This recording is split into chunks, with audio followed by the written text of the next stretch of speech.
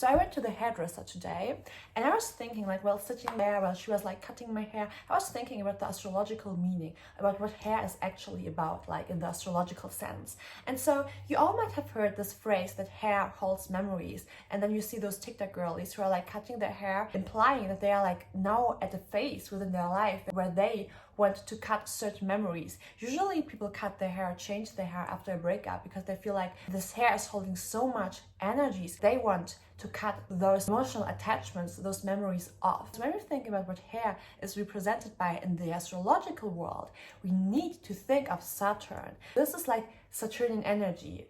How we cut our hair and how we style our hair, this is not Saturnian, but the hair itself, this is Saturn. The skin is also Saturn. What is Saturn actually about? Like Saturn is the lord of time. Back in ancient and traditional astrology, when we looked at the sky, like we would not see Neptune, we would not see Pluto. Like Pluto, Uranus, and Neptune, they are all planets part of modern astrology. But in traditional astrology, Saturn was the furthest planet within the solar system. So we had the sun, then we had like Mercury, Earth, Mars, Jupiter, whatsoever, and then Saturn was at the end of the system. So Saturn was representing the ending of something, basically the ending of time. So Saturn was the planet which ruled over death and also over our time on Earth. So when we think about everything that has to do with time, like for example, the time you have been within a relationship, the time you have been dealing with some sort of like disorder, addiction, whatsoever, like anything which had to do with time. When we think about like your next birthday, when we think about the calendar, this is all of Saturnian energy because Saturn rules over time. We think of our hair now, when we think of Saturn ruling over the death, over endings. Now it makes sense. Whenever something is ending, whenever something is dying, whenever a relationship, a love, a friendship, maybe even our identity, maybe even we as a people, as an identity, whenever we are dying, whenever something is dying, we want to cut our hair, okay? Because this holds memories.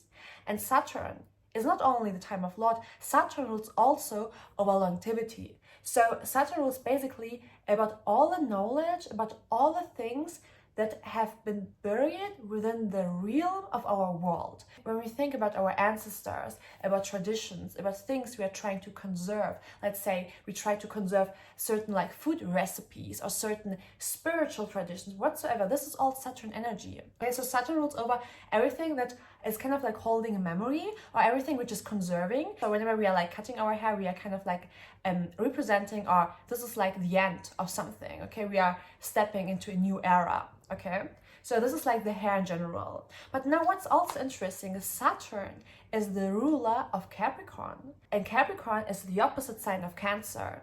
So Capricorn is this old energy which rules over our hair, which rules over things they are enduring, which rules over this timing thing when I was talking about, and then Cancer over our emotions, okay?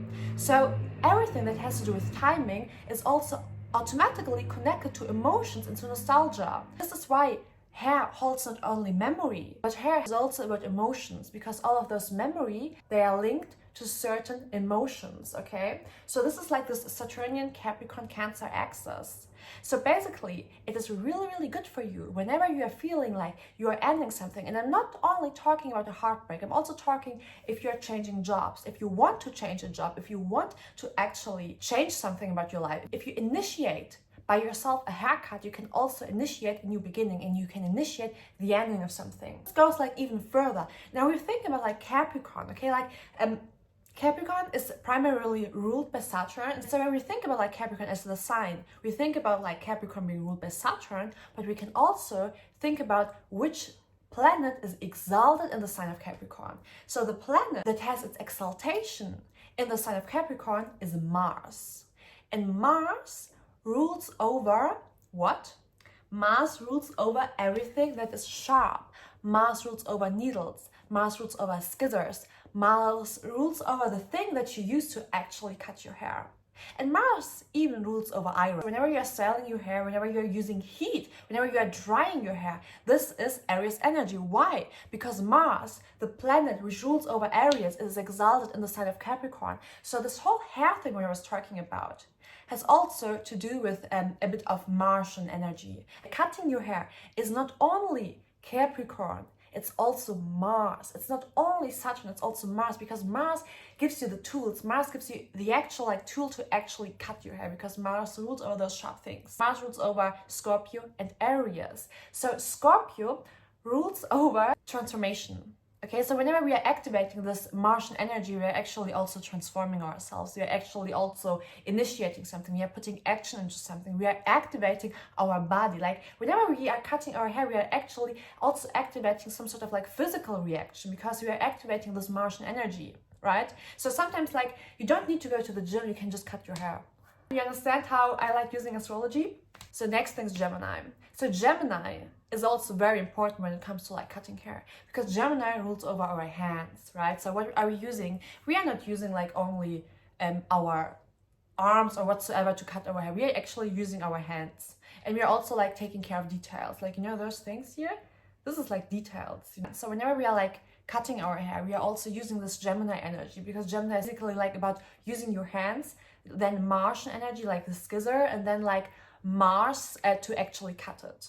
So basically, if you're interested in becoming a hairdresser, you really people who have a Mars in Gemini, they can make great hairdressers. Or when they have for example, a Venus-Mars conjunction within the sign of Gemini, or when they have some correlation with Martian energy and with Gemini energy, they are making great hairdressers. That you don't even need to know your birth chart for this, okay? Because I'm trying to generalize it so we can use this not by looking at our chart, but by just simply understanding the philosophy of astrology. So we all have Saturn, Capricorn, etc. within our birth chart, which basically means that we all have the ability to add things by cutting our hair. So the next thing, and this is getting really interesting, is I said that Mars has its exaltation in Capricorn, and this is why we like to cut our hair whenever we want to add things.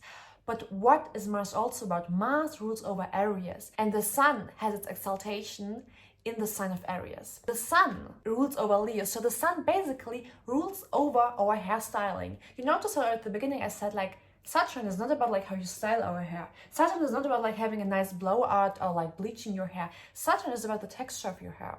What is actually ruling over how you are styling your hair, how you're presenting yourself, this is Leo energy. Leo is the star energy. Leo is the crown, and your hair is basically functioning the crown on your head, right?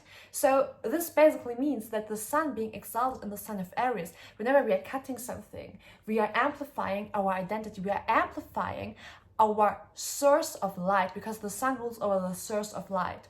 And what is Aries also about? Aries is the natural ruler of our first house and of our ascendant. So the ascendant is associated, it's not the same, but it's associated with the themes that Aries represents. So Aries represents ourself. Aries represents our energy. Aries represents how we are acting. And the first house also represents our identity. It represents our looks. So whenever there are planets transiting through your first house, whenever something is happening with your first house, you might have a change in identity. And so whenever we think about changing our identity, we usually start with our hair, okay? Because of Mars, because of Leo, because of the Sun, which is very happy within the first house. The Sun really likes sitting in the first house and is exalted in the sign of Aries. So all of those things are leading back to the fact that endings, Capricorn and Saturn, and new beginnings, Aries being the first one, the ascendant rules over new beginnings, are connected, okay? They are connected, because the ascendant also rules over new beginnings. So again, I mean, this is a lot of energy, but this is why I'm saying astrology is complicated, because you have so many signs and so many planets working with each other without even having to look at the birth chart. So basically, okay, when we start from the beginning again, we have this, hair is Saturn, is dead things, okay? Saturn rules over dead things, okay? This is hair. And so whenever things are dying, we are activating the Saturnian energy, because things are dying. But the change comes with Mars being exalted in the sign of Capricorn, and also Mars being the natural ruler of the first house, and also associated with the ascendant, because Mars is now the needle, is now the scissor, which is cutting our hair. And the first house is our identity, so this is connected to our identity. And then the Sun being exalted in the sign of Aries, which rules over this cutting, makes us feel shining, makes us feel like a star. Whenever I have people who have strong Leo energy, I tell them, girl, you really need to take care of your hair. You really need to look stylish. Your hair is your crown, okay? It's like the top of your head. It's like literally your crown. So you really need to make this beautiful, okay? If you don't want to go to the hairdresser all the time, just take a scissor and cut a bit of your hair, you know? And also, like, be careful, like, whenever you are brushing your hair, don't give people your hair. Like, try to use your own brush. Don't mix up brushes with other people, because there is also, this energy is within your hair, within your brush, okay? So basically, when I was a child, I had like really thick hair. Like, my hair now is also thick, but it was maybe like even the double amount of my hair. I would like go to the mirror and tear out my hair. I was like literally going to the mirror and I was like doing like this, because I didn't want to have so thick hair. I wanted my hair to be thinner. I was like 14 to 19. I was like in a really bad emotional stage. And during that time, my hair would get thinner and my hair would fall out. And so I had like not so much hair anymore. My hair was like really thin. People would always tell me whenever I would go like to Kosovo, they would be like, oh my God, your hair got so thin, blah, blah. You had like so thin hair. And so it was not until last year hair was actually getting healthy again. So now I have healthy hair again, and I'm getting like so many compliments. And I'm also in an emotional stage where I'm like feeling happier and more confident. Last year I was like really stressed out. It wasn't a bad emotional stage, but I was like very stressed and slowly starting to find peace within my current situation. And now I'm in a place where I'm like feeling like way more happy with myself compared to the last years. And my hair is like getting like so thick again, and people are like always complimenting me. And so this is like what I'm saying to you guys, like your hair, your skin, your body is a representation of your emotions.